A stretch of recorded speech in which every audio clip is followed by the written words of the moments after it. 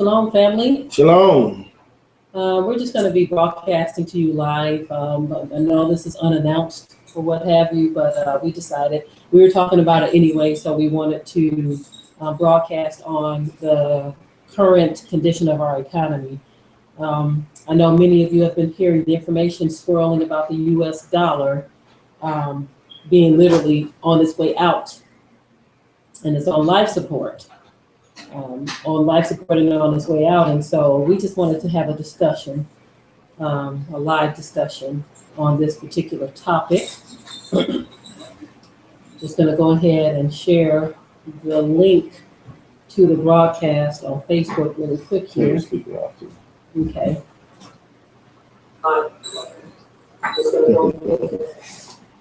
But yeah, again, this is just a little discussion we're going to be having. Because it's very important, I believe, that our people come to terms with what is happening in the economy. And it's not that we're not in the loop. Many of us hear these things. We know of these things, but we tend to ignore these things. That's right. That's what we see happening a lot. We ignore. That's right. I think sometimes we believe if we just lock it out of our minds, we don't hear it, or see it, or talk about it, that it'll just disappear and won't affect us in any way. That's right. That's not the case.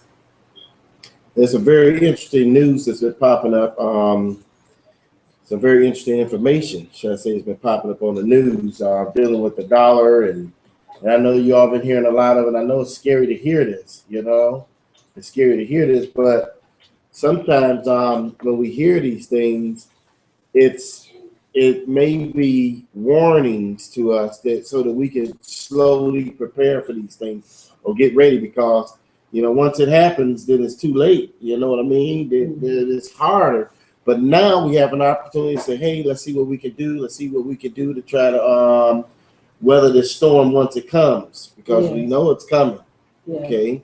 One of the articles that we had found mentioned, and we actually put the information in the description here, but it says the U.S. dollar rejected worldwide.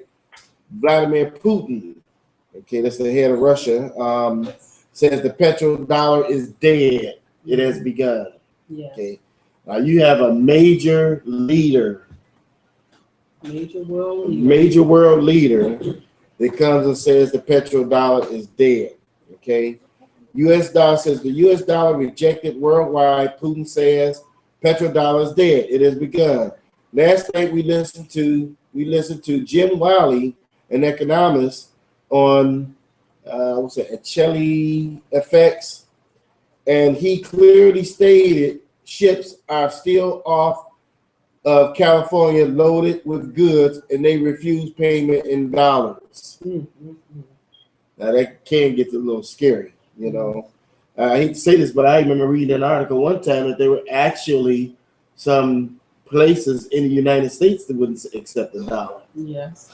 Business places. Mm-hmm. So that's kind of a little scary there. Mm-hmm. Anyway, the rest of the article goes on to say that about 48 hours ago, Putin ordered the gas to be shut off of Europe because he refused to accept the petrodollar as payment, and the euro is backed entirely by the U.S. dollar. Mm-hmm. As you recall, last week, China refused to allow the U.S. carrier group to dock in Hong Kong because all they had to pay with for docking fee and fuel was U.S. dollars. There appears to be about 25 countries currently occupied by forces, the United States corporations, that are still accepting the U.S. dollar. The United States dollar is issued by the United States dollar is issued by the Federal Reserve System, and Jim Willie and other economists think that both the IMF and the Federal Reserve System are now controlled by the Chinese now, so they are apparently calling the shots now. Very interesting. There's an article. Good call. I'm sorry. That's okay. That's okay. I kind of wish I had to grab one too. Maybe we'll have one of the girls bring me one. Okay. Anyway, there's a video in the link description here that you can go check out. The video talks a little bit about. I'll bring it up here.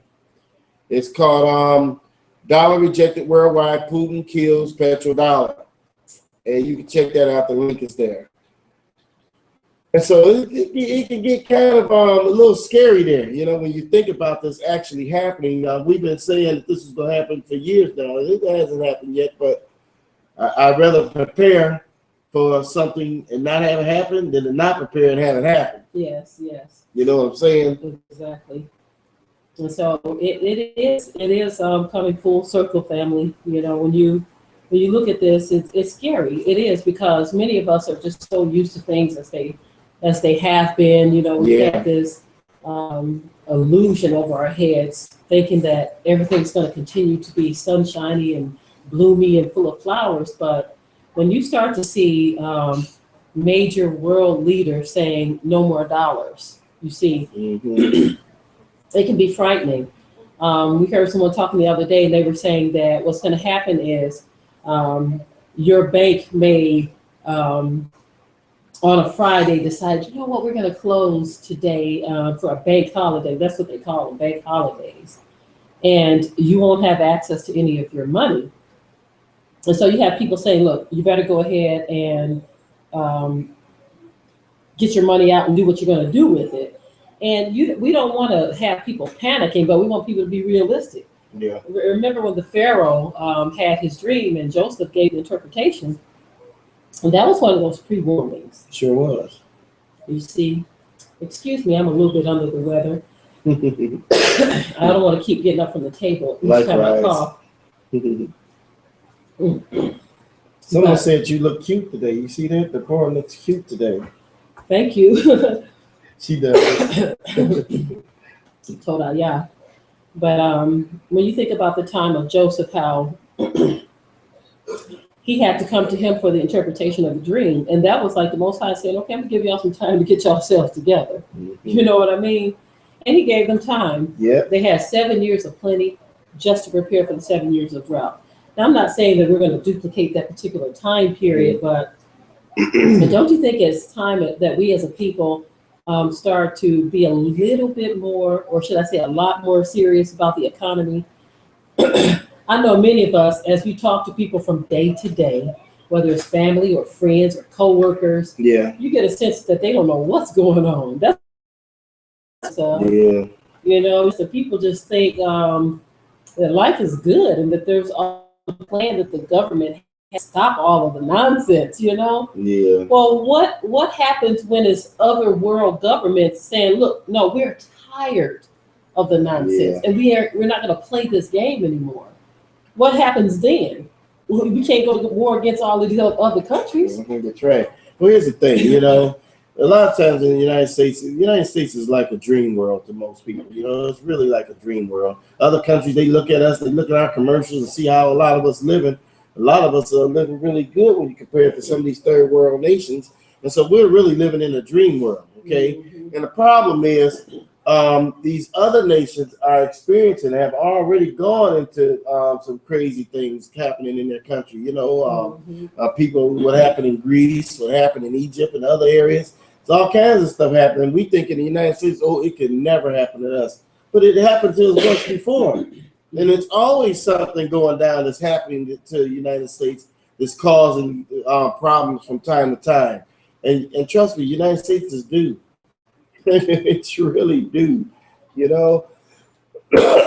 So I think that there are a lot of different things we can do to prepare. Now, a lot of people say it's gold and silver. Well, I say, you know, when I say prepare, I'm thinking that we as a people should start we should purchase land.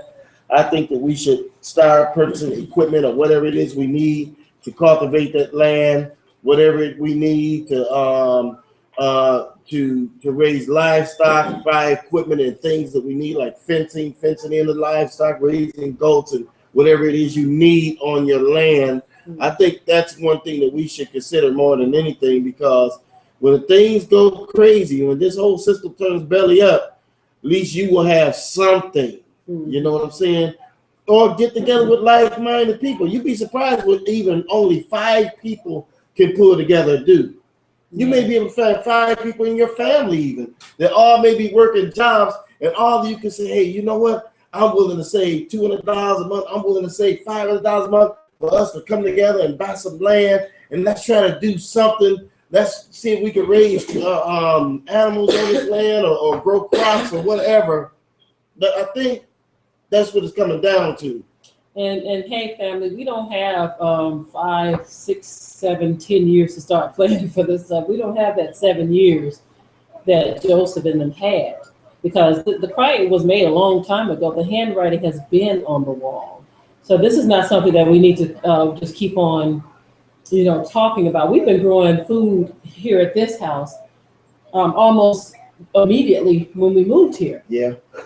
Because when we lived in Belleville, Michigan, we were farming there, That's more than 10 years. That's 15 years now. We've been doing some type of gardening or farming, yeah. And what's funny about that, when we were doing it in Belleville, Michigan, we weren't serious about it. It was more like a thing of, this is some old farmland, let's just grow some food, no big deal. You know what I'm saying? We were still eating junk, still eating pork, still doing all that stuff, but the land was really fertile and it was producing some good food. Sure was. So we weren't doing it out of necessity back then, but see, now we understand what time it is. So ever since we moved here, which we've been here since about 10 years, a little bit more than 10 years. We've been growing our own food. And now we decided that we even from here, that this is not enough space for what we want to do. And so we have other land that we've asked the Most High to send us the right people who want to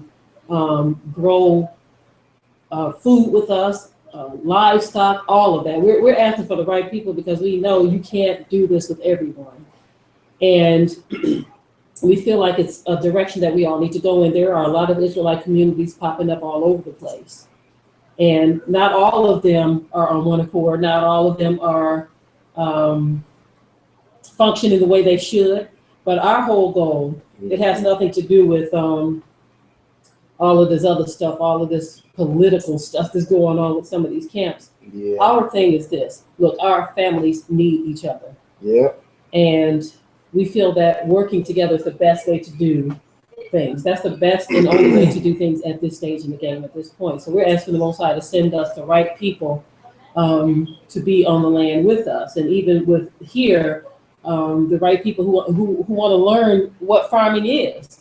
This was something that we did as a people in our land. That's right. Israelites were goat herders and agriculturalists. We understood how to grow food. We weren't going to supermarkets when we were in our land, and the time that we went to Egypt, that was because there was a drought. It wasn't because we didn't know what to do.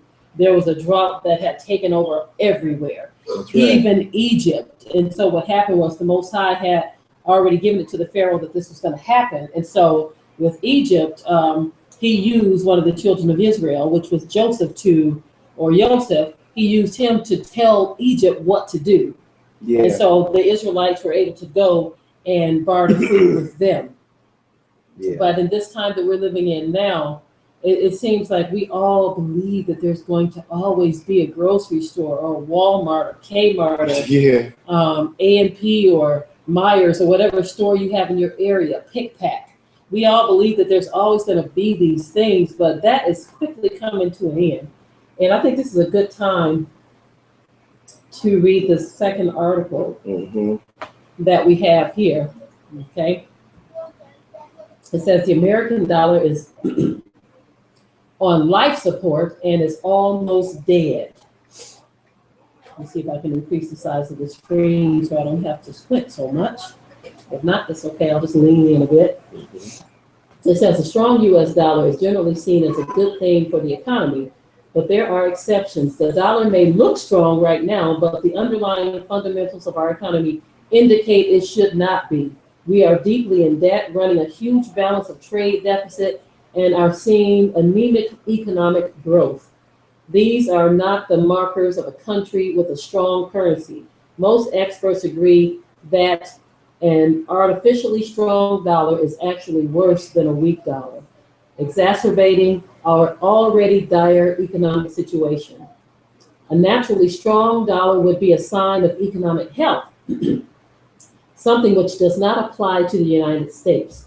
As it stands, the dollar is only relatively strong because other currencies, such as the euro, are unstable. This is a temporary situation, and once it is resolved, the underlying fundamentals of the economy will bring the dollar back down, and the inflationary pressures created by government actions, such as quantitative easing, will be felt once again. Look around and you will see the United States is in a bad situation. More and more people are scrounging for the handful of service jobs available because our manufacturing jobs have been sent overseas. Our factories are shutting down or selling out to foreign interests. We are living on borrowed money. The value of our dollar is artificially inflated. This makes imports relatively cheaper compared to American goods, putting even more of our factories out of business, exacerbating our already substantial trade deficit problems.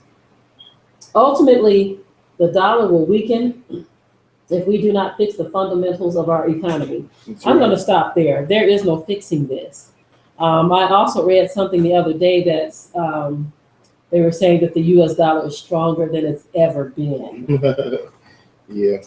And I said to myself, why are these people lying? I know why they do it. They do this because they know that the majority of the people in this country are victims of the public food system, and they're going to believe whatever the government tells them.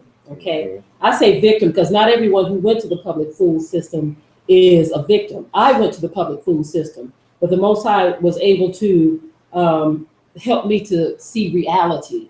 So a person is only a victim if they choose to be. If you believe everything these people tell you, then you become a victim because you're not thinking for yourself. And that's one thing the public food system does, is it creates people who can't think for themselves. Yeah. And they have to depend on something outside of themselves, such as the government, to think for them. They tell you what to eat. They tell you if you were born a certain way, they say, well, it's natural to be born this way, you know, and thus you have the gay boom. You have all these things going on because the public food system says this is the way things should be.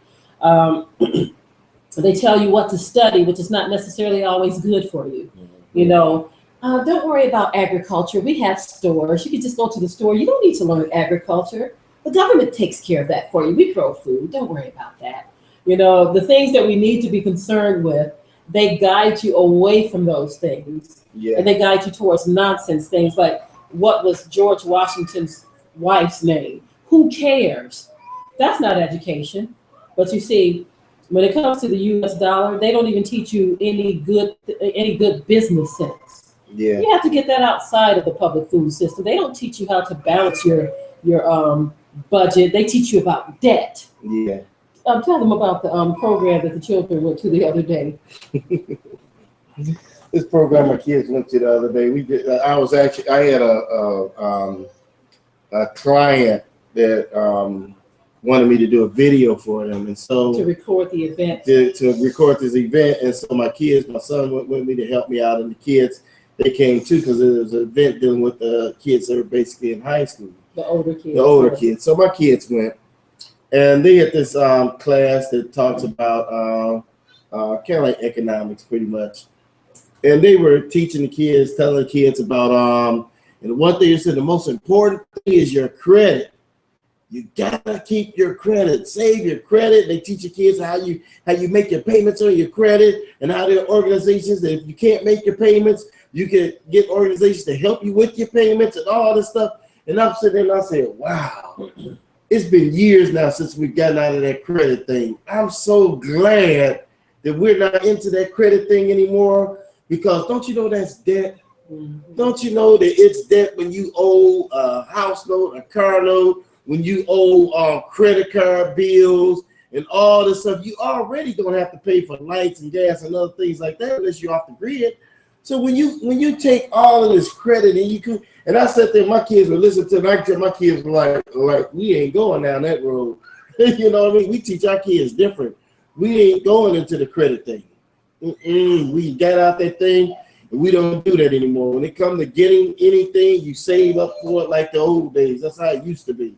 You save up for it, you put your money inside, save up for it. That's how you do it, you know? As it relates to buying a home, to buying everything, that's how you got to do it, you know? And I know a lot of people say, well, that's hard. No, it ain't. Let me tell you something.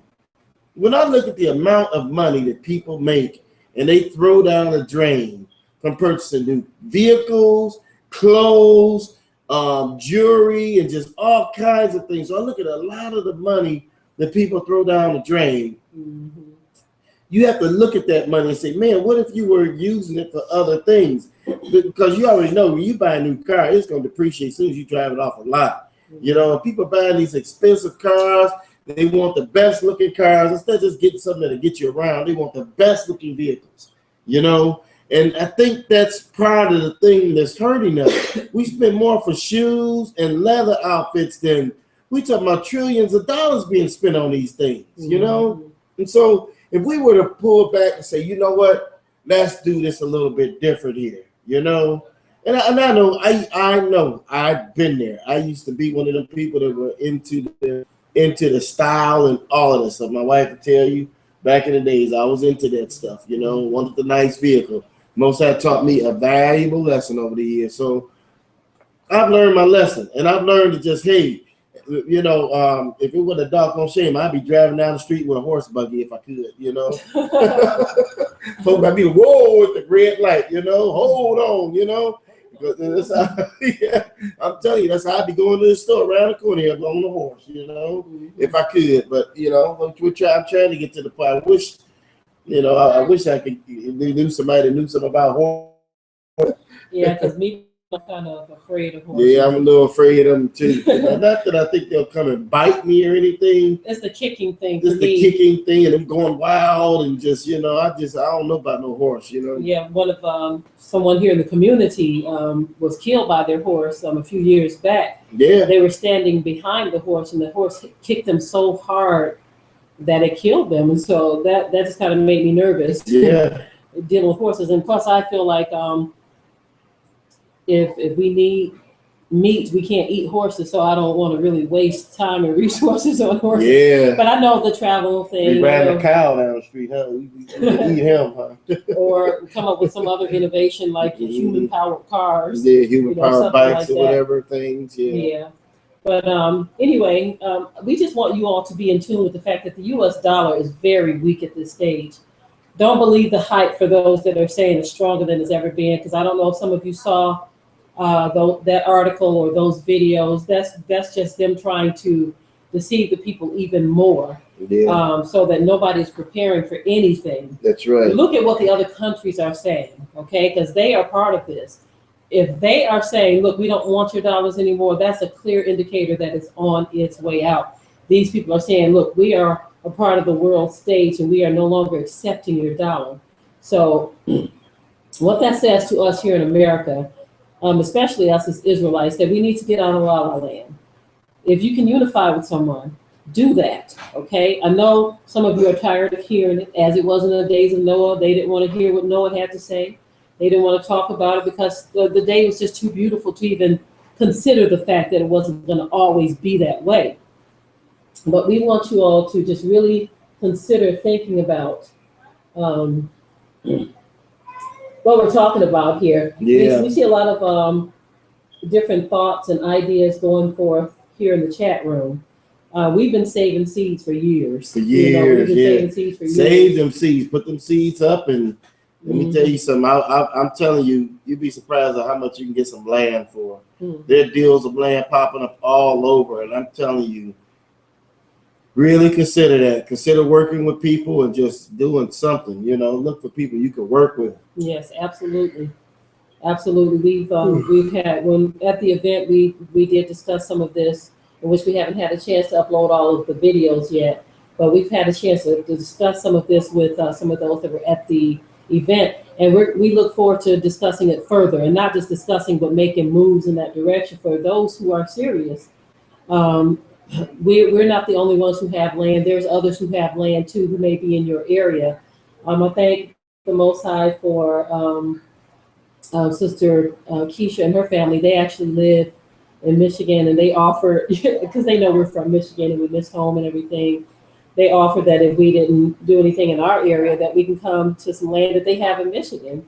And so I thank the Most High for that offer. Yeah, that was nice. That was really sweet of them. But that's what we're talking about. We're talking about people who are saying, look, we have some land, and we're willing to work together with the children of Yah. Yeah. And that's what we're offering to those who the Most High puts on our hearts and on our minds, because we have been, like I said, we've been doing this for a long time here at this location, and we're ready to do that at our other location as well, because it's time. It's time. We as a people, we usually fall behind. We usually lag a few years behind everyone else, and we kind of think that there's always going to be time. Now, we understand the whole thing of the Most High delivering His children. We do understand that. But you also have to understand that there is going to be a period where the judgment is going to fall on His children too. You see, this is why the word says, pray that you be counted worthy to escape the things that are coming up on this earth. You see, and we had someone say to us one time, this is where balance and thinking comes in. We had someone say, why are you all telling people to start businesses and do this and do that? The scripture says this captivity is long. He says, buy houses, plant gardens. Yeah. You know what I'm saying? This is what the word says. He didn't tell us to just lay down and die because we know the end is nigh. You know, He didn't tell us to do that. You know, we can't be fatalistic, and especially if everything that we have is like some form of government assistance. So what happens when they shut it off? Are you saying, okay, I consent to dying now, kill me since you're not going to feed me anymore? You know, we can't think like that. Yeah. We have to do what we can to help ourselves, because we know the system is failing or about to fall. Then we need to prepare ourselves likewise, even if it's a mental preparing, to where we say, look, Father, something's about to happen. I'm not prepared. I need your help. That's what you need to do. These are some of the things that we need to focus on and pray about, meditate on, and seek after. The scripture says, knock and the door shall be open unto you. Seek and we shall find. That's right. That's absolutely right. It's something, you know, and you know, I think the Most High for my wife. She's always into the news. Me, I hear it every now and then. I don't dive into it because I got so many other things that I'm fooling with too. And you know, I'll often say that my wife has a penny up here. You know, she can handle a quad penny because I always say that she can handle so many different things going on at the same time like that in her mind. But I have to slow it down a little bit for me. You know, I think that she's always in the news like that, always seeing the things that's coming up, because it helps us to be mindful and watchful. Rebecca, give me a cold one. Okay. And so I think that we need to be mindful of the news. You know, we got to be balanced. Okay, we got to be mindful. We got to say, okay, what can I do?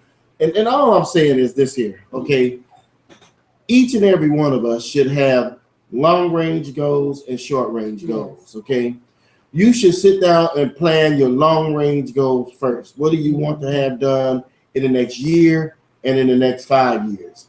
Because we don't know if we're gonna have 5 years, but do your long range goals. Okay. Yes. And then you do short range goals to show your steps of getting to those short range goals. I mean, to the long range goals, you know. So the short range goals are like the steps. And so that's what we need to do. We need to plan these goals out, say, okay, I want to have land by next year. What do I need to do to achieve this? Mm-hmm. You know, where am I going to get the land at? What area? Where are the cheapest places to buy land at? Now, I'm going to be honest with you, okay? I used to live in Michigan, okay? Back in those days when we lived in Michigan, I probably would have brought a home in Michigan. I think when we first decided to move, we were looking in Michigan. How come we didn't get anything in Michigan? The cost of living and the taxes. Mm-hmm. Taxes and the cost of living. Mm-hmm. So you get what I'm saying?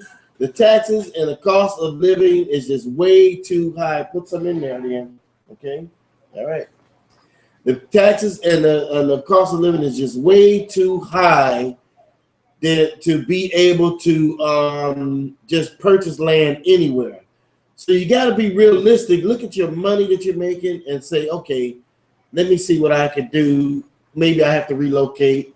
You might not be able to find land. If you live in New York, land is extremely expensive. So you got to consider all of that. Well, I want to address a couple of questions here. Someone says, what if we buy our own land and the government comes and take our land?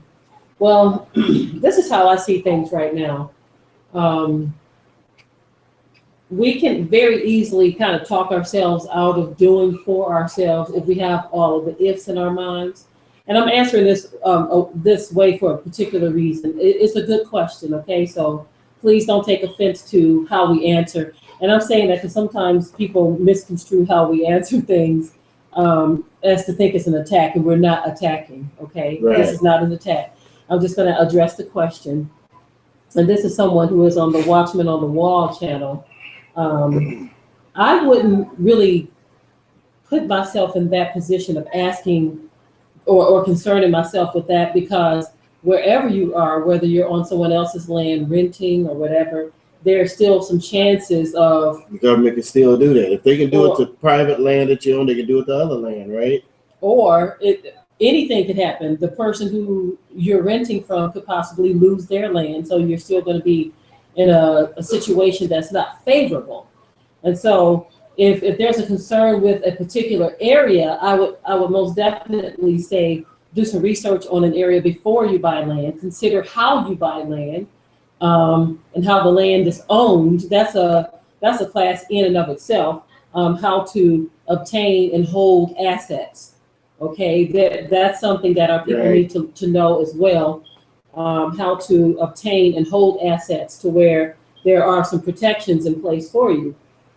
But I would not use that that particular scenario to not buy land, only because that doesn't put you in a good position still, because even rented land is, being in a rented situation is probably worse than being in a situation where you bought land someplace. Let me tell you something. The government literally can seize any land in the United States at will, because they're, we look at the government we're dealing with, right? How do you think they got this land, right?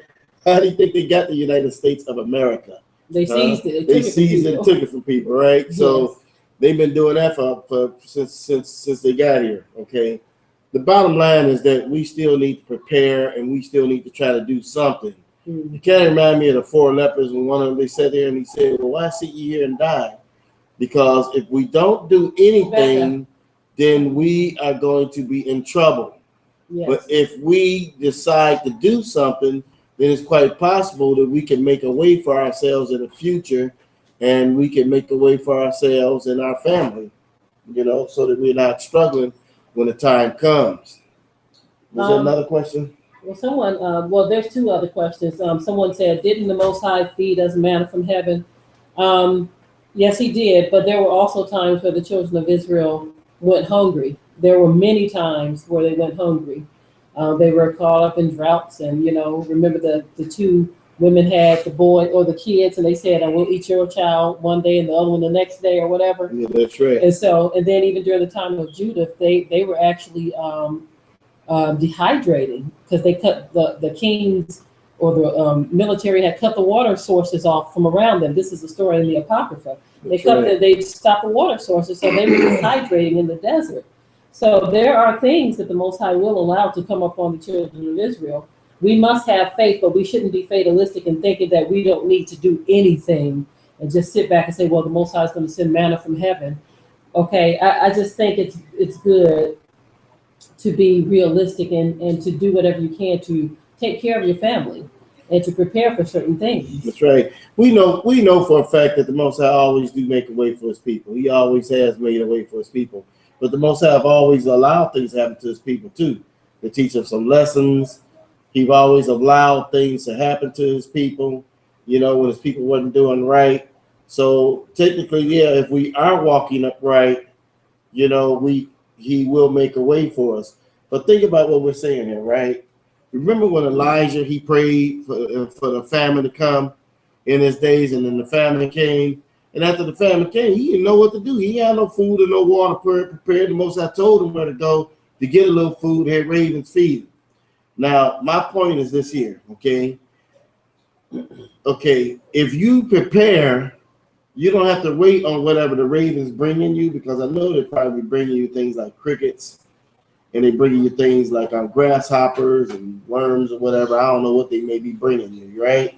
Or you could have some canned goods that you saved up and put aside, you know what I'm saying? You know, or you can wait on the ravens, you know? All I'm trying to say is that I think that we should look at the scenario, look at what's going on, and say, hey, let's at least try to prepare something, because we know that things are going to happen and there's no way out of it. Yes. You know, it's going to happen. And so on that note, I think that it kind of reminds me of when it's like when you know that a storm is coming and you choose to sit out on the lawn there and just say, well, you know, I'm gonna just put my umbrella up, and you can go in the house, and all you gotta do is just get up and go in the house. But no, you'd rather wait for the storm to come and weather the storm with the umbrella. You know, I'd rather be in the house. I'm gonna just keep it real.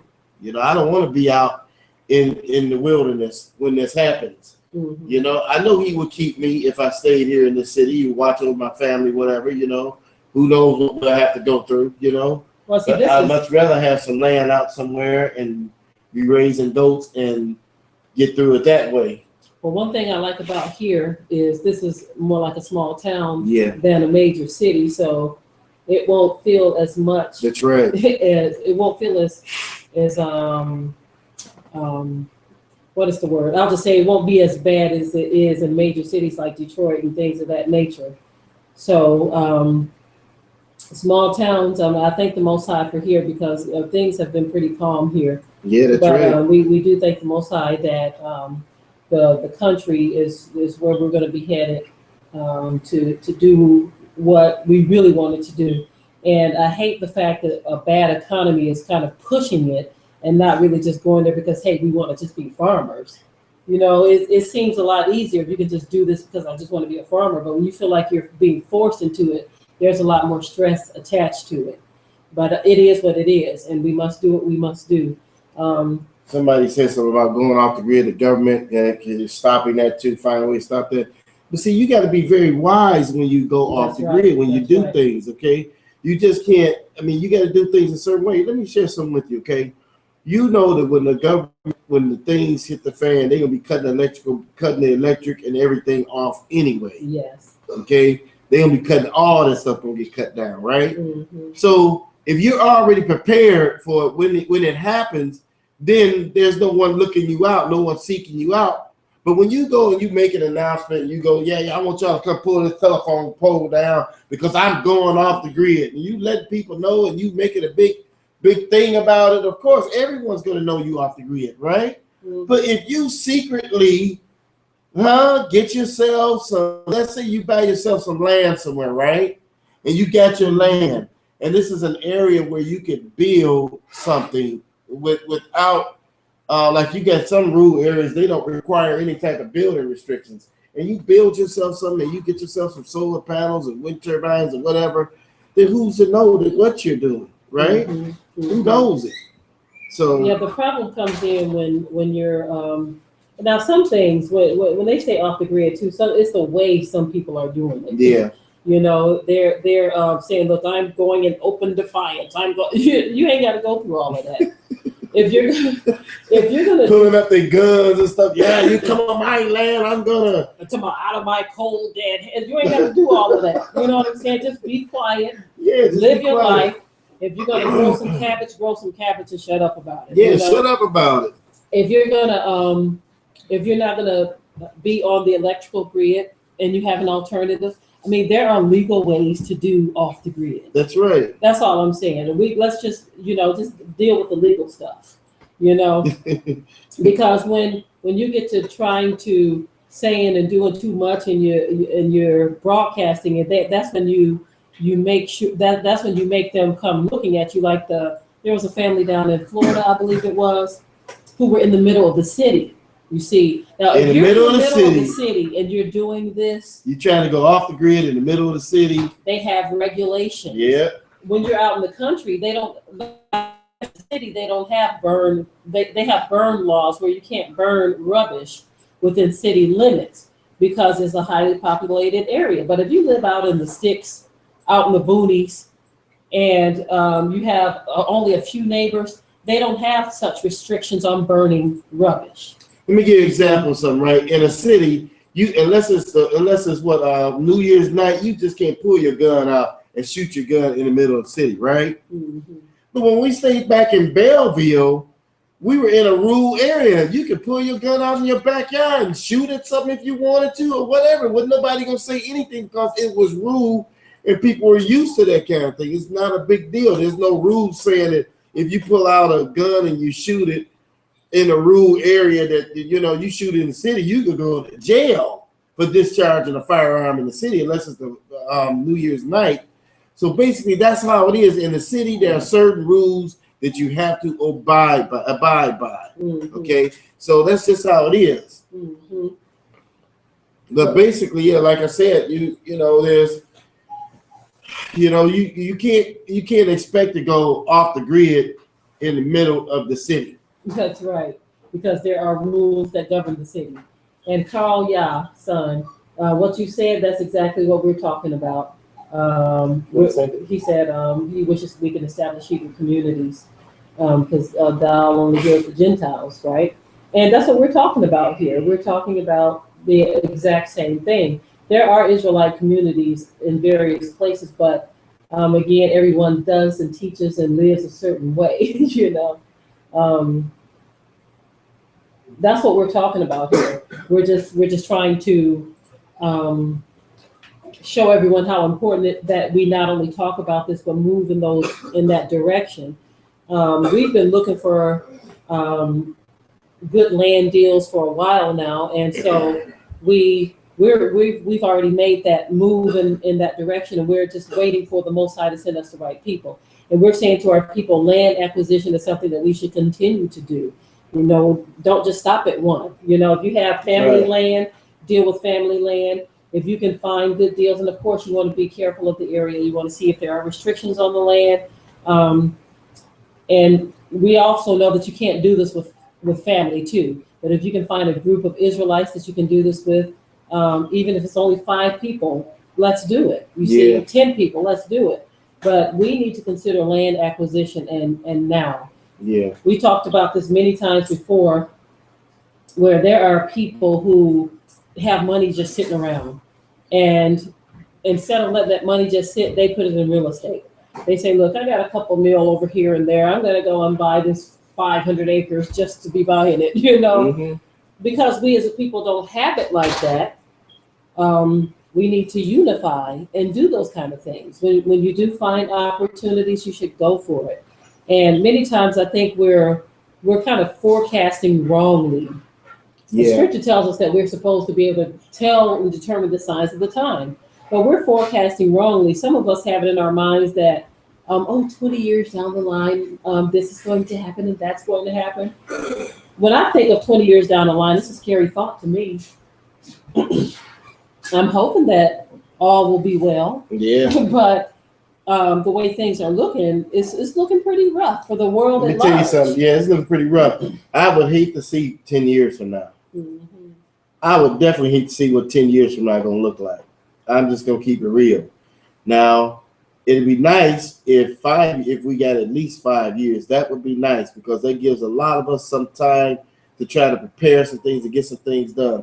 But what if we don't have 5 years? What if we only have maybe a couple of years? Then that means in the next couple of years, we better do everything we can. And all I'm saying to you is this here, okay? I'm not saying go out your mind, go crazy. I'm saying don't ignore the warning signs. That's all we're saying, okay? I'm not trying to get you to go crazy and go out your mind. It's just like a friend of mine, you know, Joey. He said he worked so hard over the past few years just working more than one job. I think he may even have 3 jobs. And why is he working so hard? He said because he wants to be out of debt and he wants to be able to do this land thing and all of this, and he's almost completely done. Now, this is something he started 2 years ago, or 2 or 3 years ago. He started, since I've been talking to him probably about a year now. But from what I gather, this is something that he started, a process he started for more than a year. Okay. And so on that note, this brother's like, he's doing this thing. Now that he's almost paid up on his bills and everything, he's gonna jump out there and do his thing. So he's been planning, you see. And then now, once he gets done with all that, he'll be able to put some money aside now and look into getting land and getting this ball on the roll. All we're saying is, now, he sowed some good seeds in doing what he did over the past 2 years. Those are some good seeds, you see, because he had goals. He planned those goals out and he stuck with them. And that's the same with me and my wife. We did the same thing. We planned our goals out. We say, hey, we don't want to be living in full of debt. You know, we don't want to have all this debt. So we started years ago, me and my wife. We started years ago. We said, hey, we ain't going that route no more. You know, we started the thing a long time ago. We planned our goals and we stuck with them until we are where we are now. So all we're saying to you is that make some plans and start trying to do as much as you can to get to those things, because you know eventually this stuff is going to happen, right? Mm-hmm. You got to know it's going to happen. Mm-hmm. You know, so. Someone asks, is there anything we could do on a very small scale just to build confidence right away? Well, I think there is. I mean, you always start small. And the first thing I think is reaching out to those of like minds. Mm-hmm. And for those of you who have already reached out to us, we have held on to your information. Those of you who left your information with us at the event, thank you very much. We will be in touch. Trust me. We just had a couple of other events. The children and my husband did that we were trying to get through. All of these things just kind of pull on your time a bit. And so now that we're going to get back to a somewhat normal schedule for a moment, we hope to have some more time to be able to speak with some of you, those of you who are serious about this. Like you said, we know that there are other Israelite communities, but we're not just trying to do just anything. We have a specific plan in mind that we want to implement for our family in terms of, you know, how we're going to feed ourselves and how we're going to do just various things, right? And with whom we're going to do that with.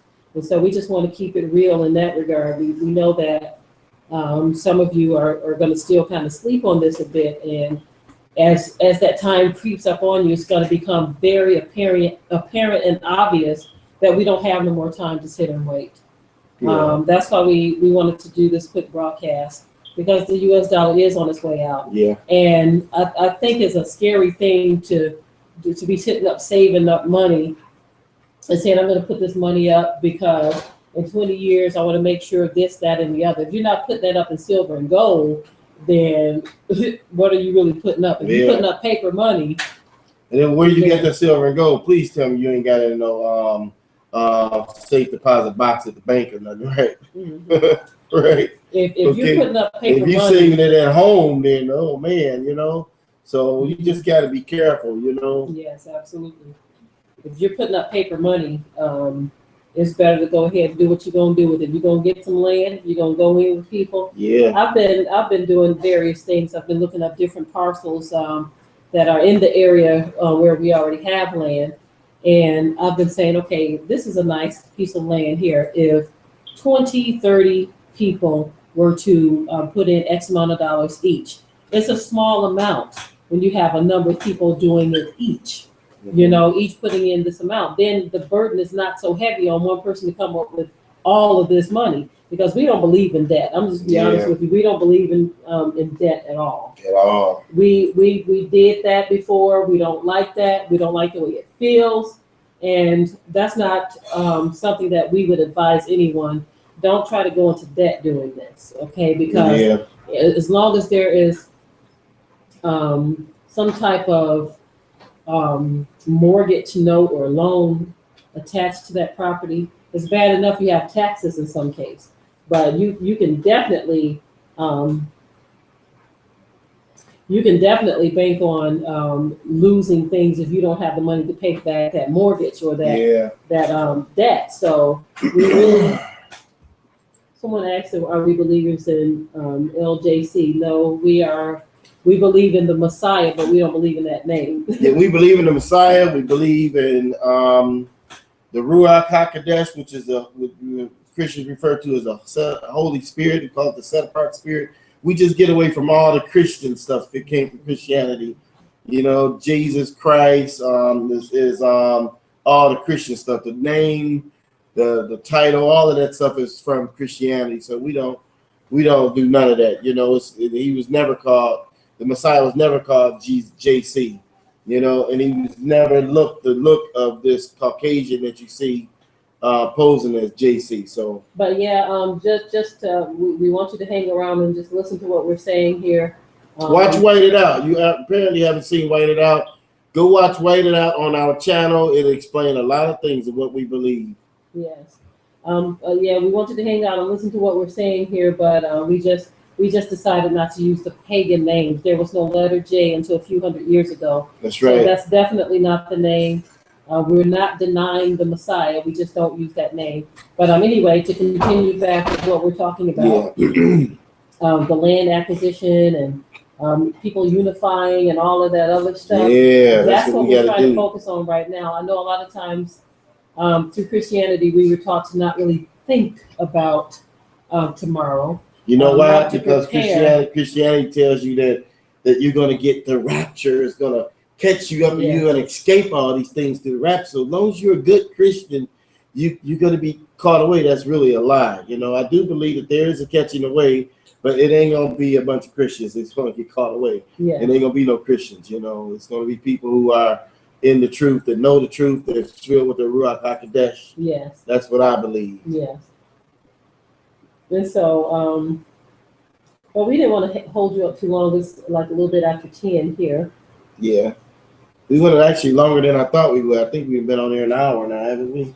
I'm not quite sure when we started, but we just kind of wanted to put some information out there in your minds. I'm sure many of you already know and are aware that the dollar is on its way out. Yeah. But these videos are more so for those who are not aware. We talk to people in our own families, and which I'm sure many of you do as well. We talk to people in our own families who just don't believe this stuff. They just don't believe that the dollar is weak and that the economy is about to implode. And I remember I told a guy that we had working with us one time, and I told him, I said, you know, the dollar's in the crash. He said, what, the dollar? Never. There's no way the dollar's going to be. You mean tell me my money that I got in my wallet is going to be worthless? I said, yeah, one day it's going to be worthless. He's like, nah, I can't see that. I said, wow. You see how much confidence we got in the system? Wow, we got a lot of confidence in the system. Yeah, yeah, people do. And we're just trying to say, look, have confidence in the Most High. Yeah. Okay, put your faith and trust in Him, and try your best to look at the signs that the Most High has shown us. His word told us that we should be able to decipher the times. So just keep that in mind as you go on about your day, about your week. Don't take this stuff lightly. Do whatever it is you can. The handwriting is definitely on the wall.